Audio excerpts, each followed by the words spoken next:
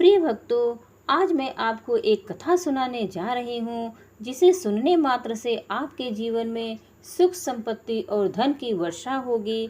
तो चलिए कथा को प्रारंभ करते हैं। सावन माह की प्रत्येक मंगलवार को माँ मंगला गौरी का व्रत रखा जाता है और आज के दिन मंगला गौरी व्रत की कथा को सुनने से पति की लंबी आयु और संतान प्राप्ति होती है। इस व्रत को करने से माता पार्वती सदा सौभाग्यशाली रहने का आशीर्वाद प्रदान करती है।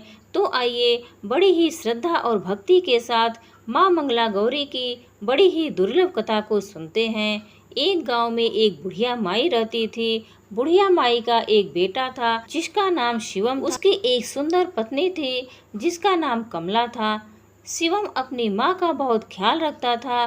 बहू बहुत सीधी साधी थी, लेकिन बुढ़िया माई दिन रात बहू से झगड़ा करती थी।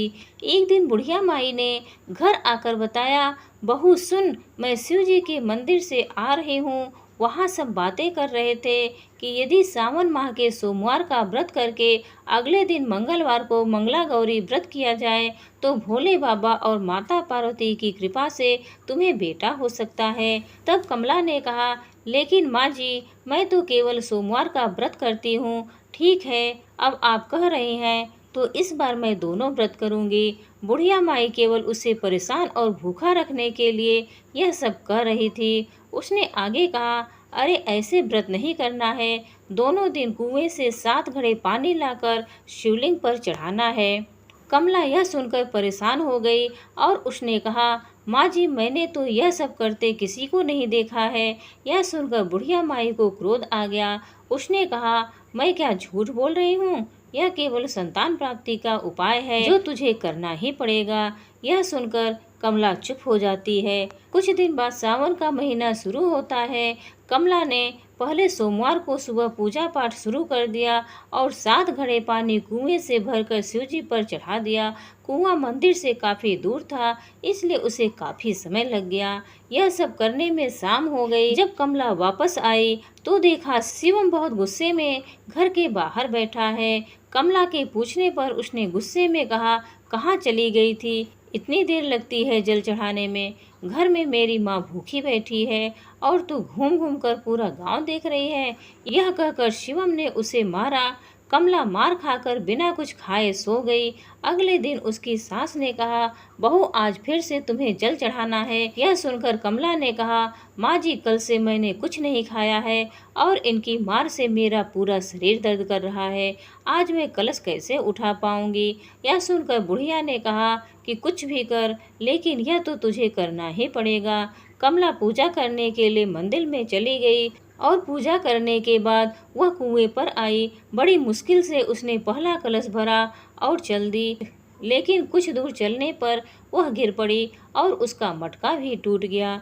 कमला एक पेड़ के नीचे बैठकर रोने लगी। तभी वहाँ एक साध्वी आई और उसने कहा, बेटी, क्यों रो रही हो? तो कमला ने रोते हुए सारी बात बता दी। उसकी बात को सुनकर साध्वी ने कहा, बेटी, तो एक काम कर, 1 लोटा जल ले और उसमें से 7 बार थोड़ा थोड़ा जल शिवलिंग पर चढ़ा देना और घर जाकर अपनी सास से कहना, मैंने जल चढ़ा दिया है। कमला ने कहा, लेकिन यह तो झूठ होगा और मेरा मटका भी टूट गया है। तब साध्वी ने कहा, यह ले लोटा, इसमें जल भरकर चढ़ा दे और इसे घर ले जाना, लेकिन छिपा कर रख देना। कमला ने बिल्कुल वैसा ही किया। दोपहर को वह घर पहुंच गई। बुढ़िया माई के पूछने पर उसने वही बता दिया जो उस साध्वी ने बताया था। शाम को माँ मंगला गौरी की पूजा कर उपवास पूरा किया। इसी तरह 2 मंगला गौरी व्रत पूरे हो गए। लेकिन जब तीसरे व्रत की बारी आई तो बुढ़िया माई चुपचाप कमला के पीछे गई और उसने सब कुछ देख लिया। बुढ़िया माई ने घर आकर अपने बेटे को सब बता दिया। शिवम ने फिर कमला को मारने के लिए जैसे ही हाथ उठाया, तब माता पार्वती प्रकट हो गई और उन्होंने कहा, रुक जा शिवम। यह सुनकर शिवम रुक गया। बुढ़िया माई माँ पार्वती के पैरों में गिर गई। शिवम भी माँ से माफी मांगने लगा। माँ पार्वती ने कहा, माफी मांगनी है तो इससे मांग जो तेरे और तेरे माँ के जुल्म सहकर भी पत्नी धर्म निभा रही है। शिवम ने कमला से माफ़ी मांगी। बुढ़िया माई ने कहा, बेटी मुझे माफ़ कर दे, तुझे परेशान करने के चक्कर में मैंने यह सब कहा था। कमला ने कहा, इस संसार से मेरा मन भर गया है, आप मुझे अपने साथ ले चलिए। तब पार्वती माता ने कहा, ठीक है, आज से तुम मेरी कृपा से जंगल में एक आश्रम बनाकर भक्ति करेगी, लेकिन इन दोनों को सजा मिलेगी। कमला ने कहा, माँ इन दोनों को माफ़ कर दीजिए। यह सुनकर माँ पार्वती ने कहा, आज तुम्हारी बहू के कारण तुम्हें जीवन दान मिला है, जाओ इस लोटे को रख लो, तुम्हारे परिवार में कभी भी अन्य धन की कमी नहीं होगी, लेकिन मैं अपनी बेटी को साथ ले जा रही हूँ। माँ की कृपा से कमला ने एक आश्रम बनाया, जिसमें बहुत सी स्त्रियों जो घर में दुखी थी, वे आकर भगवान की भक्ति करने लगी। बोलिए माँ मंगला गौरी की जय, बोलिए शंकर भगवान की जय। अब सुनिए माँ मंगला गौरी की दूसरी पौराणिक कथा। प्राचीन काल में कुरु देश में श्रुतकीर्ति नामक एक विद्वान, कीर्तिशाली, शत्रु का नाश करने वाला, 64 कलाओं का ज्ञाता तथा धनुर्विद्या में कुशल राजा हुआ था। पुत्र के अतिरिक्त अन्य सभी सुख चीजें उस राजा के पास में थी।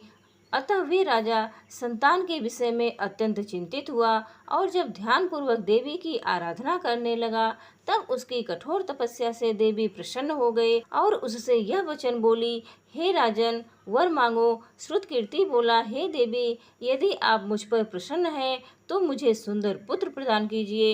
हे देवी, आपकी कृपा से अन्य किसी भी वस्तु का अभाव नहीं है। उसका यह वचन सुनकर पवित्र मुस्कान वाली देवी ने कहा, हे राजन, तुमने अत्यंत दुर्लभ वर मांगा है, फिर भी कृपावश मैं तुम्हें अवश्य दूंगी। किंतु हे राजन सुनिए, यदि परम गुणी पुत्र चाहते हैं तो केवल वे 16 वर्ष तक ही जीवित रहेगा, और यदि रूप तथा विद्या से विहीन पुत्र चाहते हो तो वो दीर्घजीवी होगा। देवी का यह वचन सुनकर राजा चिंतित हो गया, और पुनः अपनी पत्नी से परामर्श करके उसने गुणवान तथा सभी लक्षणों से संपन्न 16 वर्ष की आयु वाला पुत्र मांगा। तब देवी ने भक्ति संपन्न से राजा से कहा, हे राजन, मेरे मंदिर के द्वार पर आम का वृक्ष है, उसका एक फल लाकर मेरी आज्ञा से अपने भार्या को उसे भक्षण करने हेतु प्रदान करो, जिससे वे शीघ्र ही गर्भ धारण करेंगी, इसमें संदेह नहीं। प्रसन्न होकर राजा ने वैसा ही किया, और उसकी पत्नी ने गर्भ धारण कर लिया। 10वें महीने में उसने देवतुल्य सुंदर पुत्र को जन्म दिया।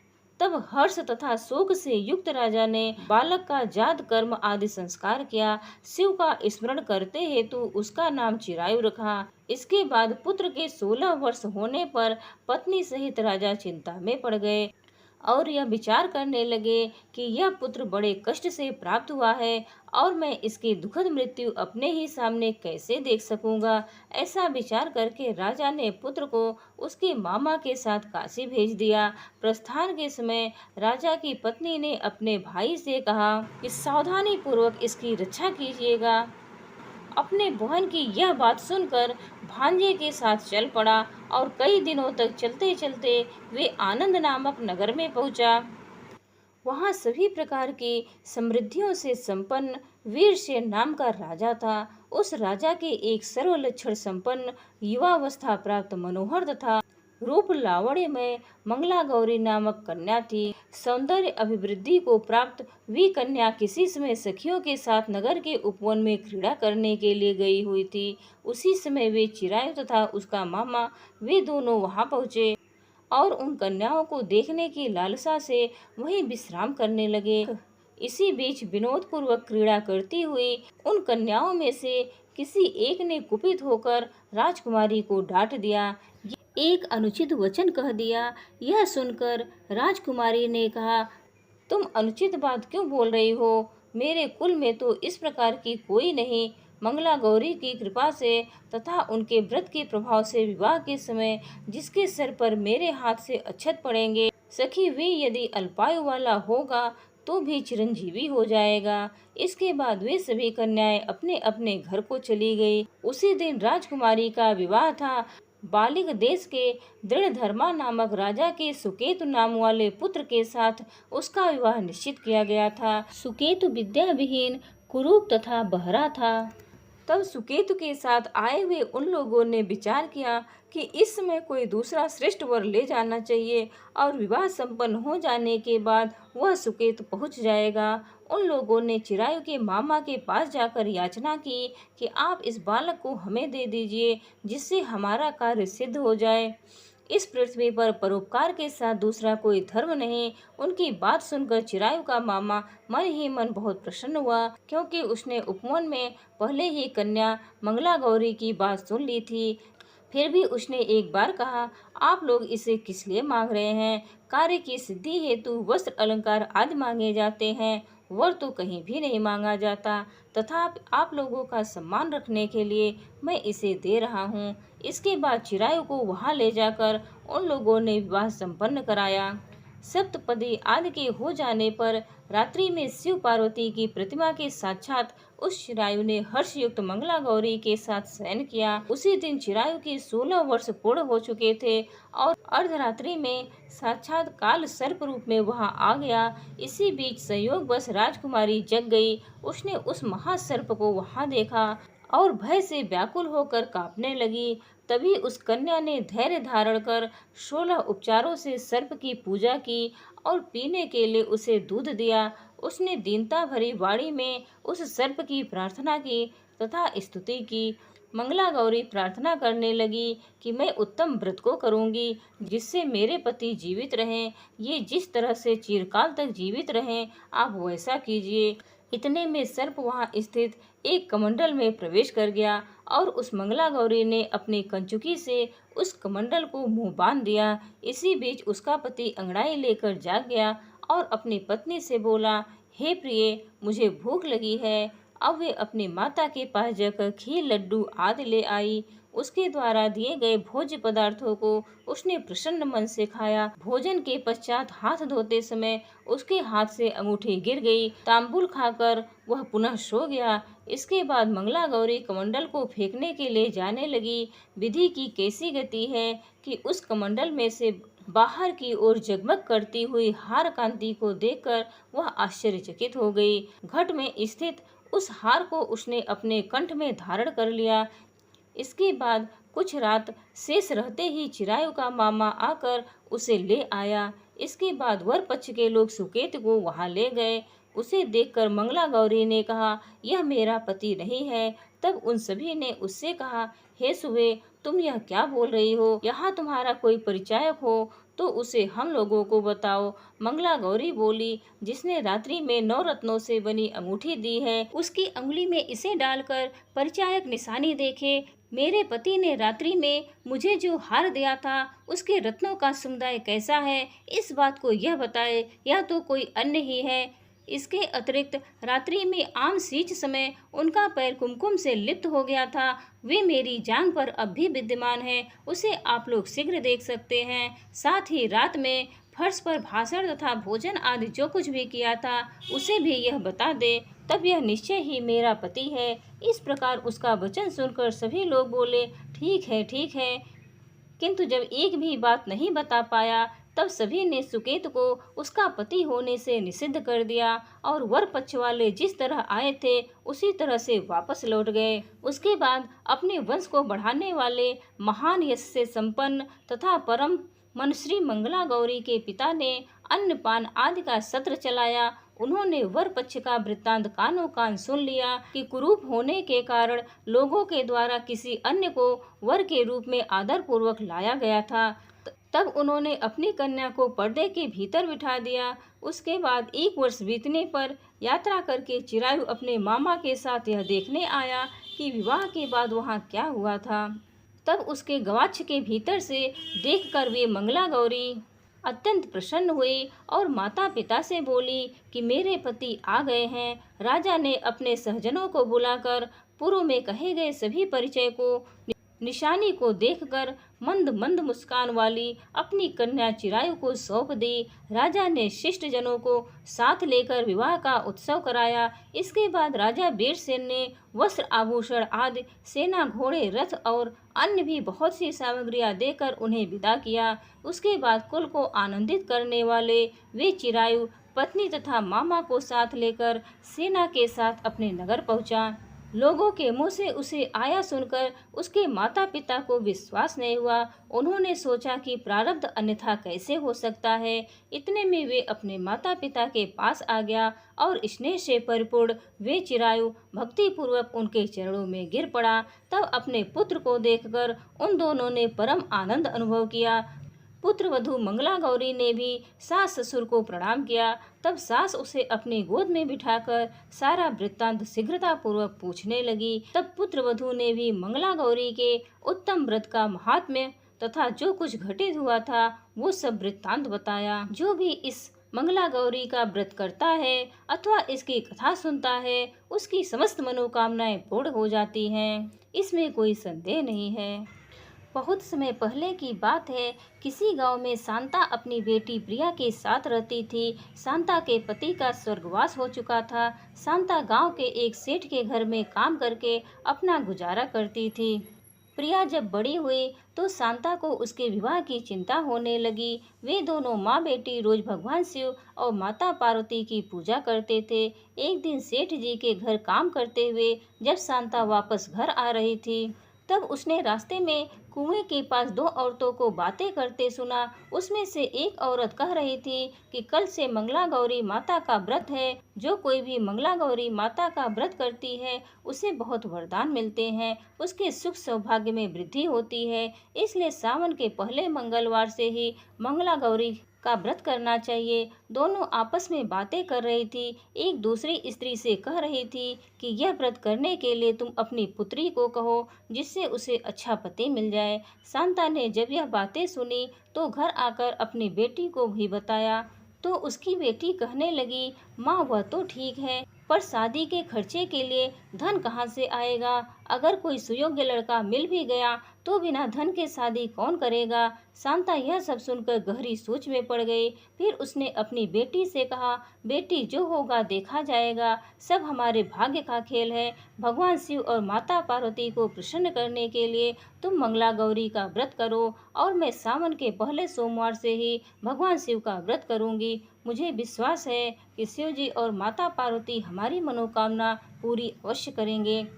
अपनी माँ की बातें सुनकर प्रिया ने सावन के पहले मंगलवार से ही मंगला गौरी का व्रत करना शुरू कर दिया।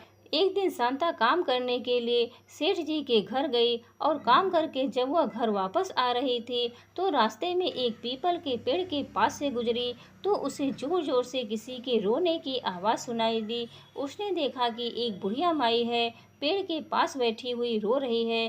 शांता के मन में बहुत इंसानियत थी, वह बहुत नेक दिल की थी। बुढ़िया माई के पास गई और उन्हें चुप कराया और कहने लगी कि आप क्यों रो रही हैं। तब बुढ़िया माई जोर जोर से रोते हुए कहने लगी, यह जो पीपल का पेड़ है यह पेड़ नहीं मेरा बेटा है। अब तो शांता एकदम हैरान रह गई, भला पेड़ कैसे किसी का बेटा हो सकता है।